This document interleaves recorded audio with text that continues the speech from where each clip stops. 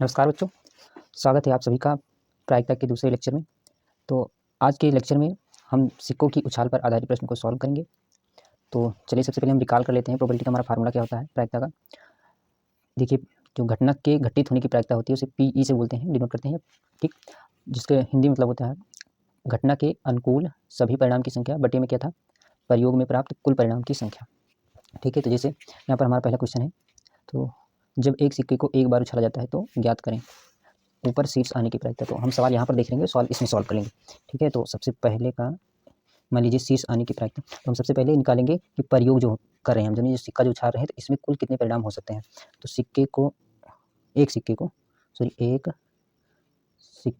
एक सिक्के को उछालने पर प्राप्त सभी संभव परिणाम हमारे क्या हो सकता है, संभव परिणाम क्या हो सकता है, या तो वो इसी को सैंपल स्पेस बोलते थे या समष्टि बोलते थे।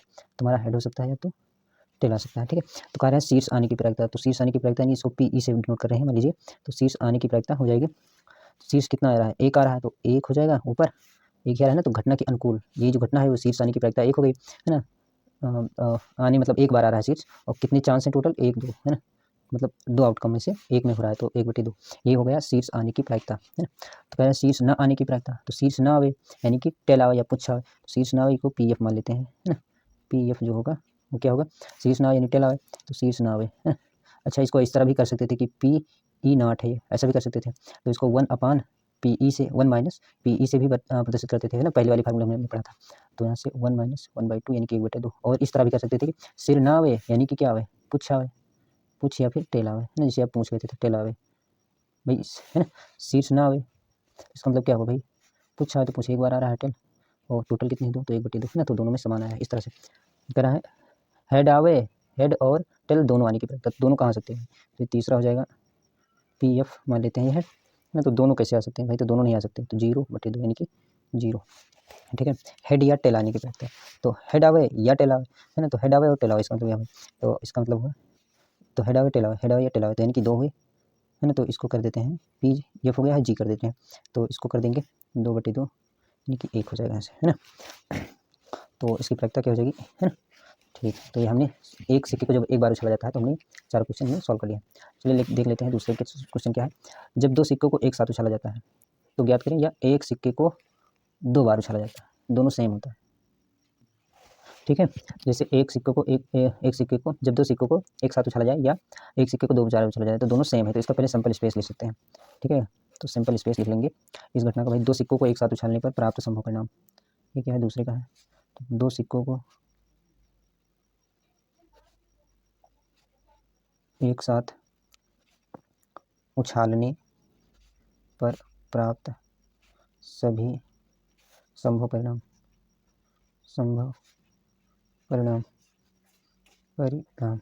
इसको ये यस से करते थे ना, तो कितने हैं, यस से प्रदर्शित करते थे। तो ये क्या है भाई, तो आ सकता है दोनों पर हेड आवे, पहले फिर दूसरे पे टेल आवे, दूसरे पहले पे टेल या दूसरे पे हेड आवे, या दोनों पे टेल आ जाए, तो ये हो गया सभी संभव परिणाम ये हो सकते हैं। अब सवाल कह रहा है कि दोनों पर शीर्ष आवे, तो दोनों पर शीर्ष यानी पहला है दोनों पर, है ना, और यहाँ से दोनों पर शीर्ष आवे, तो दोनों पर शीर्ष कहाँ आ रहा है भाई, शीर्ष माने सिर आवे, तो दोनों पर शीर्ष आवे एक है ना, यानी कि यहाँ पर जो पूछ रहा है, यानी कि यहाँ पर नंबर ऑफ इवेंट कितने हुए, एक है, और बटे में कितने हैं, 1 2 3 4, तो यहाँ से हो जाएगा 4, यानी कि शीर्ष दोनों पर शीर्ष आने की प्रायिकता कितनी होगी, 1/4। अच्छा भाई, तो यहाँ से दूसरा क्वेश्चन क्या है, कम से कम एक चित आने की प्रायिकता। तो एक चित आवे, चित माने होता है हेड, ठीक है, चित माने चेहरा बोल सकते हैं, या फिर हेड आवे, ठीक है। तो हेड कम से कम एक चित आवे, 2 आए तो चलेगा, है ना, तो कम से कम एक चित आवे, कम से कम एक चित आवे, चित या फिर हेड आवे, एक चित या हेड आवे, तो यहाँ से एक आवे, या इस तरह लिख सकते हैं एक हेड आवे, ना, एक चित आ रहा है कि नहीं आ रहा है, और ज़्यादा आ रहा है तो चलेगा। तो कितने केस हो गए यहाँ पर, एन ई कितने हो गए, मान लीजिए ई था तो मान लीजिए एफ प्रदर्शित करें, एन एफ कितना है हमारा, एन एफ कितना 1 2 3, और टोटल कितने हैं एन एस में, एन एस कितना हमारा, एन एस हमारा कितना है 4 है, एन हमारा क्या है, एन एस हमारा 4 है। तो इसकी प्रायिकता क्या होगी, तो इसे कर देंगे हम पी एफ, है ना, इसको एफ से प्रदर्शित करें, तो हो जाएगा हमें प्रोबेबिलिटी ऑफ एफ 3/4 यानी 3/4। इसी तरह से कम से कम एक चीज आने की प्रत्येकता, तथ्यता एक शीर्ष आवे, तथ्यता माने केवल एक शीर्ष आवे, तो केवल एक शीर्ष कहाँ रहा भाई, तथ्यता तीसरा है, तथ्यता एक शीर्ष आवे, एक शीर्ष आवे, तथ्यता माने होता है केवल या ओनली, केवल लिखें या ओनली, है ना। तो तथ्यता एक शीर्ष आवे, तो केवल एक शीर्ष आवे भैया, शीर्ष माने हेड आवे, तो देखिए केवल एक शीर्ष आवे, तो दोनों है, तो ये आवे ना, या तो क्या आएगा हेड आवे टेल आवे, या तो टेल आवे तो हेड आवे, तो इसकी प्रायिकता क्या हो जाएगी, तो हो जाएगा यप से प्रदर्शित किया तो जी से प्रदर्शित करें, तो एन जी क्या हो जाएगा, नंबर ऑफ नहीं पी ऑफ जी हो जाएगा N G upon N S, तो कितना हो जाएगा 2/4 यानी कि 1/2 हो जाएगा। चलिए देख लेते हैं अगला क्वेश्चन क्या है, तथा अधिकतम एक शीर्ष आवे, तो ज़्यादा से ज़्यादा कितना शीर्ष आ सकता है, एक शीर्ष आ सकता है, ठीक है, तो ज़्यादा से ज़्यादा एक शीर्ष आवे, तो इसका भी क्या होगा, ज़्यादा से ज़्यादा एक शीर्ष आवे तो मतलब क्या आवे, एक आवे जी, देखो ज़्यादा से ज़्यादा एक शीर्ष आवे तो इसका मतलब क्या होगा, देखिए ये तो अच्छी बात हुई है, ज़्यादा से ज़्यादा एक शीर्ष आवे, अधिकतम एक शीर्ष आवे, तो अधिकतम एक शीर्ष आवे, एक शीर्ष आवे, इसका मतलब क्या हुआ, तो इसे मान लीजिए घटना यफ हो गया है यच, जी हो गया है यच से मान लीजिए, तो इसको मान लेते हैं यच है, ये घटना यच है, तो इसको किसे प्रदर्शित कर रहे हैं मान लीजिए, तो एक शीर्ष आवे, तो इसका मतलब क्या हुआ, अधिकतम शीर्ष आवे, एक भी शीर्ष ना आवे, है ना, एक भी शीर्ष ना आवे, एक शीर्ष आवे एक शीर्ष आवे, है ना, तो क्या कर सकते थे, एक भी शीर्ष ना आ जाए और ये भी आ जाए, तो इसका क्या होगा सैंपल स्पेस भाई, एक भी शीर्ष नहीं आ रहा है ना, और टी एच हो जाए और एच टी हो जाए, है ना, ये वाला और ये वाला दोनों अलग अलग है, ठीक है, अधिकतम एक शीर्ष आवे भाई, ज़्यादा से ज़्यादा एक शीर्ष आ सकता है, दो नहीं आ सकता, तो 0 आ सकता है भाई, एक भी शीर्ष ना आ जाए, और एक आ जाए इस पर और एक आ जाए पहले पर या दूसरे पर, तो है ना, तो इसकी प्रोबेबिलिटी क्या होगी, पी एच की जो प्रोबेबिलिटी होगी हमें, नंबर ऑफ एच, है ना, एच में और यानी इसमें कितने हैं, तो यहाँ से 3 हो जाएगा और हो जाएगा टोटल में 4, 3/4 अधिकतम एक शीर्ष आने की प्रत्येकता 3/4 होगी, ठीक। चलिए देख लेते हैं सेकंड में करा है कि अधिकतम एक शीर्ष दोनों पर शीर्ष या दोनों पर पुच्छ या टेल आए, है ना, तो दोनों पर शीर्ष से आई मान लेते हैं, चलिए ठीक है, या फिर E2 मान लेते हैं, है ना, ज़्यादा ठीक रहेगा इस तरह से, तो मान लेते हैं ये घटना E2 है, E2 है, क्या कह रहा है E2 में कह रहा है कि दोनों पर शीर्ष या दोनों पर पुच्छ है, दोनों पर शीर्ष या दोनों पर पुच्छ, दोनों पर शीर्ष या दोनों पर पुच्छ या दोनों पर पुच्छ है, पूंछ या टेल आए, है ना, तो ऐसा क्या है भाई, दोनों पर शीर्ष आए या तो हेड आए या तो टेल आए, है ना, दोनों पर हेड आ जाए दोनों पर टेल आ जाए, तो इतने कैसे केस हो गए भाई, इतने एन ऑफ E2 कितने हो गए भाई, 2 हो गए, है ना, और एन एस कितने हो गए, तो ये 4 हैं, तो इसको कितने बदल देते हैं, पी ऑफ E2 हमारा हो जाएगा 2/4 यानी 1/2 हो जाएगा, ठीक, तो इस तरह से हम निकालते हैं। चलिए देख लेते हैं, ये थर्ड क्वेश्चन है, जब 3 सिक्कों को एक साथ उछाला जाता है तो ज्ञात करें, या एक सिक्के को 3 बार उछाला जाता है, दोनों बात सेम है, ठीक है, तो जब 3 सिक्कों को एक साथ उछाला जाता है तो सबसे पहले प्राप्त संभव परिणाम, 3 सिक्कों को, ये तीसरा है,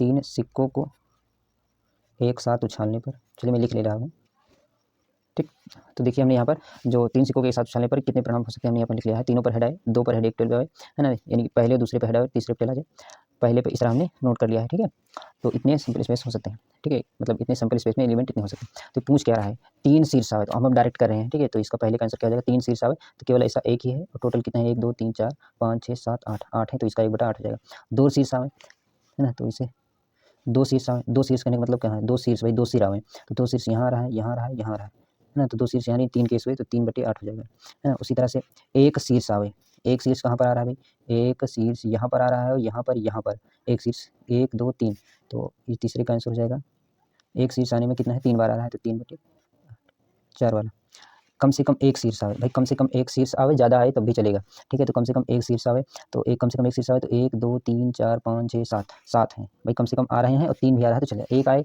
2 आए और, है ना, मतलब 3 आए, अधिकतम 3, मतलब कम से कम एक तो आवे और ज़्यादा आए तो चल जाएगा, है ना, तो मतलब ये 1 2 3 4 5 6 7, है ना, ये हो गया, और कह रहा है कम से कम 2 शीर्ष आए, तो कम से कम 2 शीर्ष आए, ज़्यादा आए तो चलेगा, है ना, तो ये पाँचवा है, कम से कम क्या कर रहा है, कम से कम 2 शीर्ष, कम से कम 2 शीर्ष मतलब यहाँ से शुरू होगा, 1 2 3 4, तो ये हो गया 4 और टोटल है 8, यानी कि 1/2 सॉल्व कर लेंगे, तो अब कह रहा है अधिकतम 2 शीर्ष आए, तो अधिकतम 2 शीर्ष आए तो कहने का मतलब अधिकतम 2 शीर्ष आए, तो इसका मतलब क्या, एक भी ना आए, एक आए और 2 आए, तो एक भी नहीं आ रहा है शीर्ष, एक आ रहा है एक आ रहा है एक आ रहा है, 2 आ रहा है 2 आ रहा है 2 आ रहा है, तो एक आवे और 2 आवे, तो 1 2 3 4 5 6 7, तो 7 और टोटल में 8, तो यही प्रायिकता होगी, ठीक है, तो आप लोग इसका स्क्रीनशॉट ले सकते हैं ना, इस तरह से एक या, है ना, हमने मेंशन कर दिया कि पहले का आंसर ये है, दूसरे का, है ना, दूसरे का, तीसरे के, चौथे पांचवे के छठे, तो इस तरह से आप मेंशन कर सकते हैं, ठीक, तो चलिए देख लेते हैं अगला,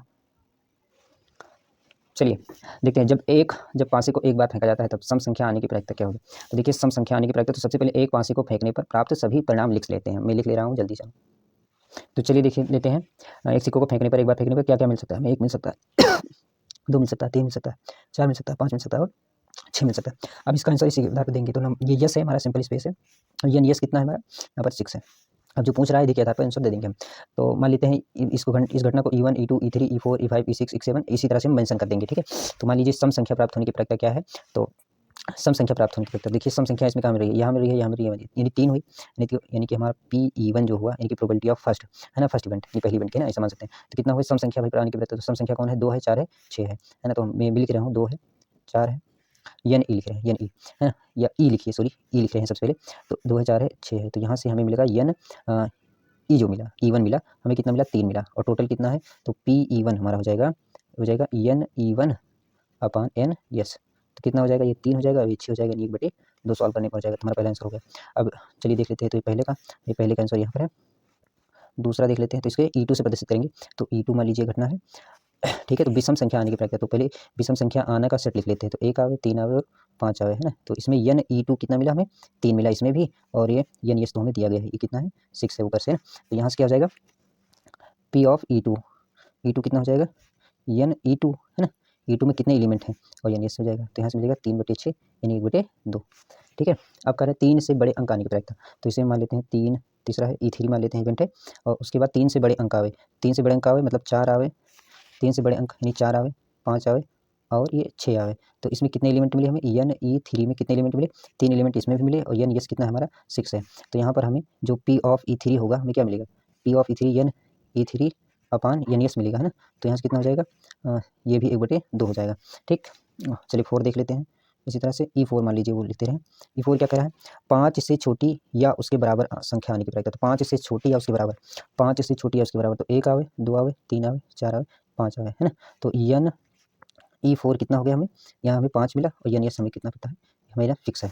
तो यहाँ से जो हो गया P ऑफ E4 जो हमें मिलेगा, यहाँ से कितना मिलेगा, यन E4 अपान यन यस, तो ये 5/6 हो जाएगा, ठीक। और एक अभाज्य संख्या, तो अभाज्य संख्या कौन कौन सी है, तो ये 5 हुआ, E5 मान लेते हैं, E5 मान लेते हैं। एक अभाज्य संख्या, तो यहाँ से अभाज्य संख्या 2 से शुरू होती है, एक अभाज्य संख्या नहीं, ये तो ना भाज्य है ना ही अभाज्य, हम 2 से शुरू करेंगे, 2 4 5, 2 3 5, 2 यहाँ पर लिख रहे हैं, 2 3 5, ये हमारी क्या है, अभाज्य संख्या हो गई। और यन, अब E5 कितना मिला हमें, E5 में कितने एलिमेंट मिले हमें, 3 मिले, और यन यस तो हमें दिया गया है ना, वो तो हमारा 6 है। तो यहाँ पर प्रोबेबिलिटी ऑफ यन5 निकालेंगे, सॉरी प्रोबेबिलिटी ऑफ E5 हमें मिलेगी 3/6 यानी 1/2, और इसको 0.5 या 50% भी लिख सकते हैं, ठीक है।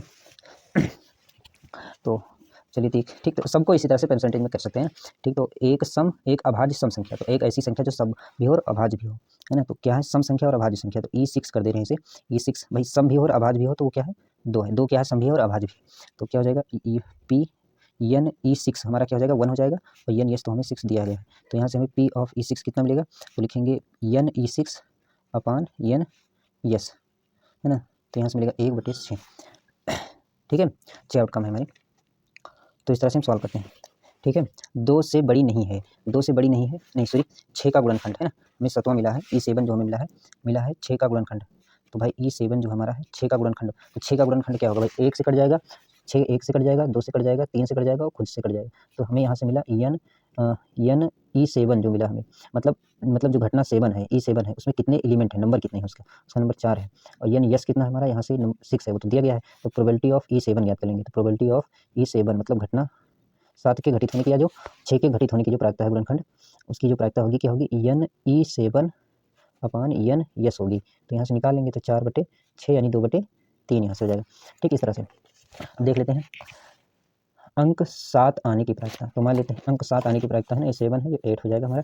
तो मान लेते हैं ये इवेंट E8 है ना, E8 है। तो अंक 7 यहाँ कहाँ आ रहा है, देखिए अंक 7 यहाँ पर आ रहा है, नहीं आ रहा है, तो इसका क्या हो जाएगा, 0 हो जाएगा, है ना। और 0 हो जाएगा तो इसकी प्रायिकता भी निकालेंगे, तो इसका मान भी 0 हो जाएगा। तो यन E8 कितना है, ये भी क्या है, 0 है, 0 है। उसके बाद यन यस कितना है, तो यन यस हमारा 6 है, और उस प्रोबेबिलिटी ऑफ E8 निकालेंगे, तो लिखेंगे 0/6 यानी कि हमें 0 मिला।